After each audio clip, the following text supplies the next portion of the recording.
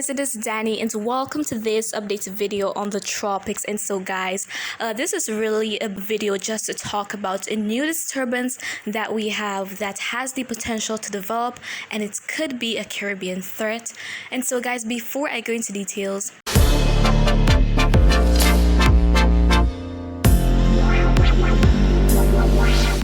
okay guys, and now into details. And so we're seeing here that we still have that disturbance just to the east of the Windward Islands, and so that disturbance has a low 10% chance to develop. So the chance is very low, and it is unlikely that we have a tropical cyclone developing from this area of low pressure. But take a look far to the east of it. So we're having that highlighted region where development could take place within the next 5 days. So at this time, a 20% chance for us to have development taking place there, and we're not seeing an X as we're seeing with the disturbance east of the Windward Islands, because that low pressure area has not emerged off Africa, but it is going to be a strong wave that is emerging from the coast. And as it's going to be making its way westward, we're expecting that this thing might have a chance of developing again. Development is not guaranteed, and it will all depend on the conditions and the favorability for it to eventually form, guys. And so let's look at what two of our models are expecting. So this is the GFS, and this is by Sunday the 27th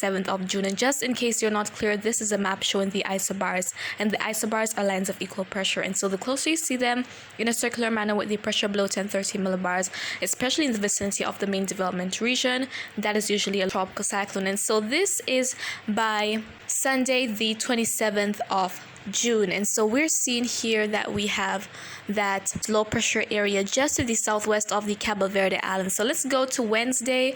So here we have it, but the pressure has risen a bit to 1015 millibars, but we do see that hints that there is widespread shower and thunderstorm activity associated with the system. And so let's go further out. The GFS doesn't show much becoming of it as it enters the Caribbean, but we see like some remnants there making its way across the central region, affecting maybe Jamaica or so. But again guys, this is just a prediction. Just a note, it is showing something in the Gulf of Mexico 1009 millibar low pressure system, and going to Sunday the 4th of July, we see that it is showing the system being quite disorganized and making its way to the Gulf Coast. And so this isn't impossible, but let's see what is going to be happening. But the Euro model is showing something very interesting in terms of that wave expected to emerge off Africa very soon. And so this is Friday the 25th of June, so this Friday. And so there we have it. It's almost as if Euro is showing development taking place immediately as it enters the warm ocean waters of the Atlantic. So let us go to Saturday now. So this is Saturday the 26th of June. There we have the system just to the southwest of the Cabo Verde Islands getting more organized. So we're seeing those isobars coming together more, and we're seeing more of them, guys. And so going to Tuesday the 29th of June, there we have the system well to the east of the Lesser Antilles. And by Wednesday, we see that there might be a bit of weakening with the system, but here we have it still probably a tropical storm at that point. And then going to Friday, the 2nd of July, here we have the system being to the southeast of Jamaica, or just south of the most westerly side of Haiti. And so this would be quite interesting. And so the next name to be used for this Atlantic hurricane season is Dani'i. And so if we have that system potentially developing into a tropical cyclone, it will acquire the name Dani'i. And just something that I've noticed out of curiosity and all, the Euro model is showing that this thing here most likely could develop into a tropical storm, make its way to the west, enter the Caribbean. And even though at that time, by Friday the 2nd of July, it is showing maybe the remnants of the system, it is showing it relatively close to Jamaica, and probably the remnants affect the island with some heavy rainfall. And so if this achieves the name Dani'i, to say that I live in Jamaica and my name is Dani'i, that would be a crazy coincidence considering my passion for meteorology and the weather overall. And so guys, now let's go on to the ocean temperature map. And so here we have it. So ocean temperatures are relatively warm for most of the main development region, really. We're seeing those cool ocean temperatures a bit near these in the vicinity of the central Atlantic going eastward.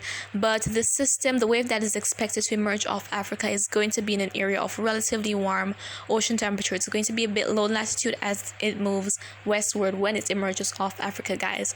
And so in terms of the wind shear, we're seeing that the shear is not the very best right now. The greens mean that it's favorable and the reds mean it is not.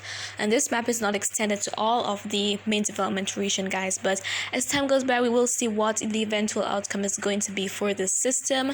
And of course I'm going to be keeping you updated on the latest details as time goes by. And also, guys, in terms of the disturbance that is approaching the Windward Islands, it is given a 10% chance, and even though it is not likely to develop into a tropical cyclone, it's still important that we take note that inclement weather conditions could certainly be possible, especially this weekend as the system makes its way to the west, because even though it is not anticipated to develop, it still has some shower and thunderstorm activity, guys. So you're likely to experience some heavy rainfall from the system here if you're in the Windward Islands, so please stay safe. And we actually had an increase in shower and thunderstorm activity today, so guys, please take the necessary precautions and stay safe should in case you're significantly affected by that system. And just one more thing to point out, over in the Eastern Pacific we have or Invest 95E, which is expected to become Enrique, and so the chance is still at a high 90%.